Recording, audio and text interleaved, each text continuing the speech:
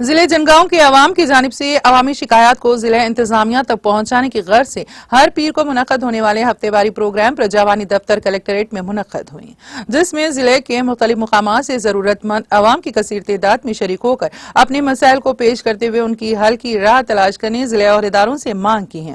ضلع collector Sheikh Rizwan Badshah, additional collector Pankesh Kumar, B Rohit Singh اور دوسرے ضلعی عہدیداروں نے عوامی شکایت کی سماعت کی۔ ہم ساتھ فاؤنڈیشن ضلع جنگاؤں کے بانی صدر محمد یعقوب پاشا نے ضلع مستقل جنگاؤں اور دوسرے مقامات پر کثرت سے پائے جانے والے آوارہ کتوں اور بندروں کی بہتات پر اپنی گہری تشویش کا اظہار کرتے ہوئے ضلع مستقل جنگاؤں اور مختلف مقامات کو آوارہ کتوں سے پاک کرنے اور بندروں کے یلغار سے بچانے کے لیے ضروری اقدامات کرنے کا مطالبہ کیا۔ انہوں نے شکایت میں واضح کیا ہے کہ بیشتر مقامات پر کھلے عام آوارہ کتے اور بندر راہگیروں کو خوفزدہ کرتے ہوئے حملہ کرنے کی کوشش کر رہے ہیں، جس کے باعث عوام میں گہری تشویش پائی جاتی ہے۔ اس ضمن میں ممکنہ اقدامات کی ضرورت ہے۔